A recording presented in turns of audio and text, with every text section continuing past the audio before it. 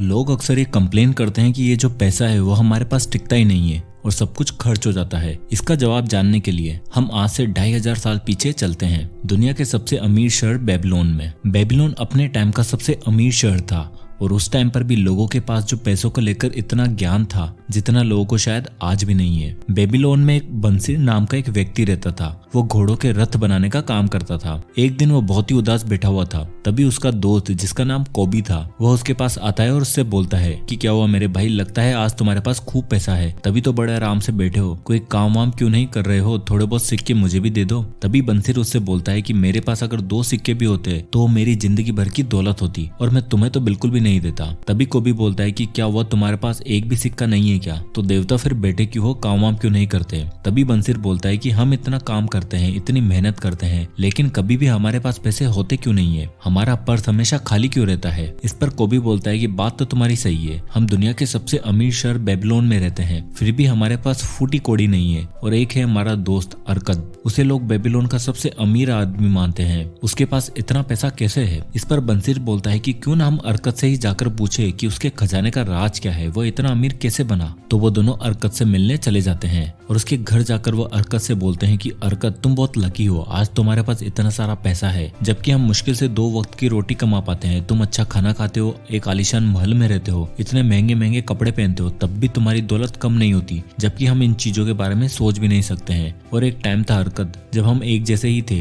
एक ही स्कूल में पढ़ते थे, एक ही गेम खेलते थे, तब तुम हमसे अच्छे नहीं थे, नहीं तुम्हारे पास कोई एक्स्ट्रा स्किल थी और हमने भी मेहनत ही एक जैसी करी थी। तो फिर बताओ अरकद कि तुमने ऐसा क्या किया कि तुम इतने अमीर बन गए। अरकद क्या तुम अपने अमीर बनने के राज हमें बता सकते हो। अरकद अमीर तो था ही सही, साथ में वो एक बहुत ही अच्छा इंसान भी, और उसने अपने दोस्तों को पैसों के 4 राज बताए जो उसने कुछ टाइम पहले एक बहुत ही अमीर आदमी से सीखे थे, जिन्हें फॉलो करके आज वो इतना अमीर इंसान बना है। अरकद ने जो सबसे पहला सीक्रेट बताया था वो था पे योरसेल्फ फर्स्ट, मतलब कि आप जितना भी कमाते हो उसमें से सबसे पहले अपने आप को पे करो। अब आपको लग रहा होगा कि हम जितना भी कमाते हैं वो सारा पैसा हम खुद पर ही तो खर्च करते हैं, लेकिन यहाँ पर खुद को पे करने का मतलब कि आप अपनी सैलरी से या बिजनेस से जितना कमाते हो उसमें से 10% आपको सेव करके रखना है। हर महीने जब भी हमें सैलरी मिलती है तो हम सबसे पहले अपने लाइट पानी का बिल पे करते हैं, घर का रेंट पे करते हैं और फिर अपने लिए कुछ कपड़े और बाकी चीजों पर खर्चा कर देते हैं। मतलब कि हम अपनी सैलरी को सब लोगों में बांट देते हैं, लेकिन हम खुद के लिए कुछ भी सेव नहीं करते हैं। अरकद बताता है कि इंसान चाहे कितना भी पैसा क्यों न कमा रहा हो, उसे उसका 10% हमेशा सेव करके रखना चाहिए। उसके बाद आप उस 10% को काम पर लगाकर उससे और भी ज्यादा पैसा कमा सकते हो, जो कि कभी भी खत्म नहीं होने वाला है। बट बहुत से लोगों की प्रॉब्लम ये होती है कि उनसे 10% तो क्या कुछ भी सेव नहीं होता है, तो हम पैसे बचाएं कैसे। वेल, इसका जवाब अरकद के दूसरे सीक्रेट में है। सीक्रेट नंबर 2,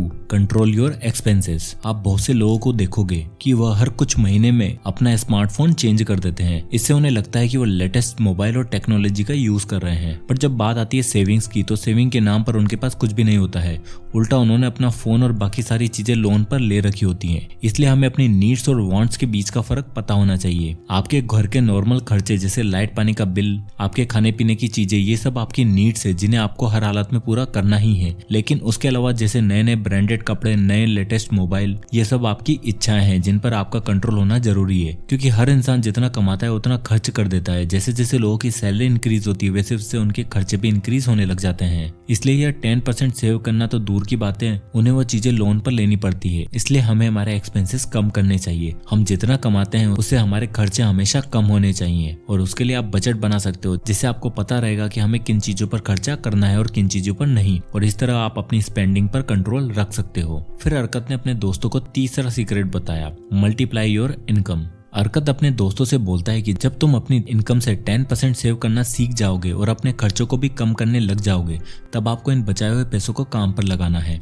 क्योंकि कोई भी इंसान सेव करके अमीर तो नहीं बन सकता है। इसलिए इन पैसों से आपको और भी पैसे बनाने होंगे और उसके लिए आपको आपके पैसे इन्वेस्ट करने होंगे। जब आप अपने पैसों को सही जगह पर इन्वेस्ट करने लग जाओगे तब आपकी वेल्थ धीरे धीरे अपने आप बढ़ने लग जाएगी और उसके लिए आपको कोई भी काम नहीं करना पड़ेगा। जैसे कि स्टार्टिंग के दिनों में अरकत जब इतना अमीर नहीं था, उसने अपने कुछ पैसे दूसरे लोगों को उधार दे दिए थे, जहाँ से उसे अच्छा खासा इंटरेस्ट भी मिलता था, और फिर मिले हुए उस इंटरेस्ट को अरकत दूसरे लोगों को उधार दे देता था, जिससे उसे और भी इंटरेस्ट मिलता रहता था। और अरकत की जो वेल्थ थी वो धीरे धीरे बढ़ने लग गई थी। इसलिए हमें भी अपने पैसों को काम पर लगाना है और नए नए आइडियाज ढूंढकर पैसे से पैसा कमाने पर जोर देना चाहिए। और अगर आप अपने पैसों को ग्रो करना चाहते हो तो आपको आपकी नॉलेज को बढ़ाना पड़ेगा, नए नए आइडियाज ढूंढने होंगे। और अपनी नॉलेज को बढ़ाने का सबसे अच्छा तरीका होती है बुक्स, क्योंकि बुक्स हमें न केवल ग्रो करने में मदद करती हैं, जबकि आप फाइनेंस से रिलेटेड बुक्स पढ़कर अपनी फाइनेंशियल नॉलेज को भी इंक्रीज कर सकते हैं। और फिलहाल ये audio book the richest man in Babylon में ऑडियो वर्जन में सुन रहा हूँ कुकू एफएम के प्लेटफॉर्म पर। कुकू एफएम इंडिया का लीडिंग ऑडियो बुक प्लेटफॉर्म है, जहाँ पर आपको 1000 आवर से भी ज्यादा का कंटेंट मिल जाएगा। One of the best feature Kuku FM का ये है कि आप ऑडियो बुक्स रीजनल लैंग्वेज में भी सुन सकते हैं। और मेरी कुछ पर्सनल फाइनेंस से रिलेटेड फेवरेट ऑडियो बुक हैं, जैसे कि द साइकोलॉजी ऑफ मनी और I will teach you to be rich. इन सारी बुक्स की बुक समरी आप ऑडियो वर्जन में कुकू एफएम पर सुन सकते हैं। तो जैसे कि फरवरी का महीना खत्म होने में है, तो कुकू एफएम एक ऑफर लेकर आया है। इसमें आपको 50% का ऑफ मिलेगा अगर आप कूपन कोड FAB50 का इस्तेमाल करेंगे, और आपके साल की कॉस्ट 399 रुपीज की बजाय 199 रुपी ही पड़ेगी। और ये ऑफर केवल 28 फरवरी तक ही वैलिड है, इसलिए 28 फरवरी से पहले नीचे दिए हुए डिस्क्रिप्शन लिंक से ऐप को डाउनलोड करना ना भूलें।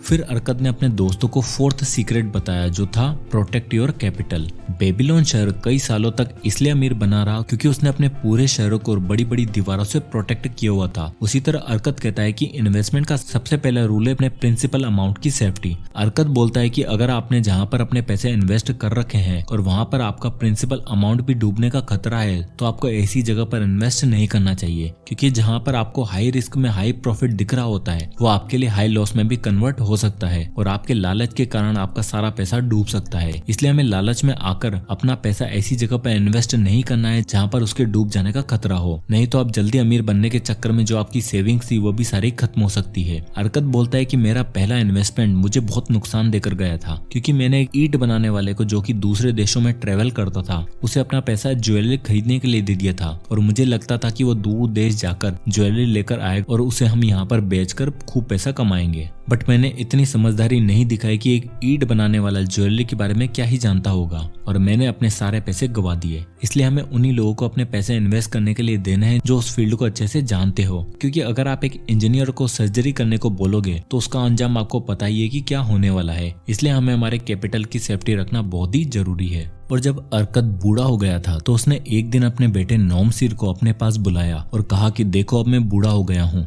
और अगर तुम्हें मेरी जायदाद चाहिए तो तुम्हें अपनी योग्यता मेरे सामने साबित करनी होगी कि तुम मेरी जायदाद के काबिल हो या फिर नहीं। तो अरकत ने अपने बेटे नौमसिर को सोने से भरा हुआ एक बैग दिया और साथ में एक लेटर जिस पर 5 लॉज ऑफ गोल्ड लिखे हुए थे। और फिर नौमसिर निनेवा नाम के एक शहर में पैसे कमाने के लिए गया। वहाँ उसे 2 आदमी मिले। उन्होंने नौमसिर को बताया कि उनके एक दोस्त के पास एक घोड़ा है जो कभी भी हारता नहीं है, और अगर तुम अपने पैसे उस पर लगाओगे तो तुम बहुत पैसे जीत जाओगे। नौमसिर ने घोड़े पर पैसे लगाए और वो हार गया, और बाद में पता चला कि वो दोनों आदमी घोड़े वाले के साथ मिले हुए थे और वो ऐसे अमीर लोगों को पागल बनाते थे। फिर एक दिन एक आदमी ने नौमसिर को बोला कि एक दुकान का मालिक उसकी दुकान को बहुत ही सस्ते में बेच रहा है और तुम अगर उसे खरीद लोगे तो तुम्हें काफी प्रॉफिट भी होगा। फिर नौमसिर ने वो दुकान खरीद ली, लेकिन उसे उस बिजनेस का कोई भी एक्सपीरियंस नहीं था और उसे काफी नुकसान उठाना पड़ा, और फिर उसके पास कुछ भी पैसे नहीं बचे थे। फिर एक दिन नौमसिर ने वो लेटर देखा जो अरकत ने उसे दिया था, जिस पर पैसे के 5 प्रिंसिपल लिखे हुए थे। उसमें पहला प्रिंसिपल था कि आप अपनी अर्निंग का 10वां हिस्सा बचाकर रखो। दूसरा, अपनी सेविंग्स को दिमाग लगाकर काम पर लगाओ। तीसरा, केवल एक्सपर्ट लोगों से ही एडवाइस लो। चौथा, बिजनेस की नॉलेज ना हो तो उसमें इन्वेस्ट नहीं करना चाहिए। पांचवा, ज्यादा प्रॉफिट अर्न करने के चक्कर में ज्यादा रिस्की बिजनेस में पैसे मत लगाओ। नौमसिर ये लेटर पढ़कर सोचने लगा कि अगर वह इसे पहले पढ़ लेता तो शायद वो अपने पैसे नहीं गवाता, लेकिन लेटर पढ़ने के बाद उसे सब कुछ समझ आ गया था और वो मेहनत के साथ काम करने लग गया। और फिर उसने अपने पैसों को सबसे पहले सेव करना शुरू किया और फिर उन्हीं बिजनेस में पैसा लगाता जिसे वो खुद समझता, उसके बाद ही उसमें इन्वेस्ट करता और वो उन्हीं लोगों से एडवाइस लेता जो उस फील्ड में एक्सपर्ट थे। इस तरह उसने इन सारे प्रिंसिपल का यूज करके वो बाद में एक बहुत ही अमीर आदमी बन गया था। और कुछ सालों के बाद वो अरकत के पास आया और अपनी कहानी सुनाई। उसने अरकत से कहा कि पिताजी, मैं आपको एक सोने से भरा हुआ बैग देता हूँ जो आपने मुझे दिया था, और साथ ही ये 2 एक्स्ट्रा सोने से भरे हुए बैग और देना चाहता हूँ जो आपने मुझे वो लेटर दिया था उसके लिए, क्योंकि उस विजडम के बिना मेरा पैसा कमाना इम्पॉसिबल था। अरकत ने नौमसिर को गले लगाया और कहा कि तुम अब पैसों के सारे नियम जान चुकी हो और अब तुम सही मायनों में मेरी जायदाद के हकदार हो। इस तरह अरकत ने अपने दोस्तों से लेकर अपने बेटे को पैसों के नियम सिखाए और इसी तरह अरकत पूरे बेबीलोन शहर के लोगों को यही विजडम देता रहा और वहाँ के लोग इन्हें फॉलो करके अमीर बनते चले गए। सो दोस्तों, ये थे कुछ अमेजिंग लेसन इस बहुत ही amazing book the richest man in Babylon से। सो आई होप कि वीडियो आपको पसंद आया होगा और इससे आपको कुछ ना कुछ सीखने को मिला होगा। तो अगर आपको ये वीडियो पसंद आया तो इसे लाइक करें और ज्यादा से ज्यादा लोगों तक शेयर करें। और अगर आप इसी तरह के वीडियोस देखना चाहते हैं तो हमारे चैनल को सब्सक्राइब करना ना भूलें। मैं इसी तरह के वीडियोस आपके लिए लाता रहूंगा। और अगर आप किसी भी टॉपिक या बुक पर वीडियो चाहते हैं तो हमें कमेंट बॉक्स में कमेंट करके जरूर बताइएगा। मैं उस पर वीडियो बनाने की पूरी कोशिश करूंगा। तो मिलते हैं नेक्स्ट वीडियो में, तब तक के लिए जय हिंद।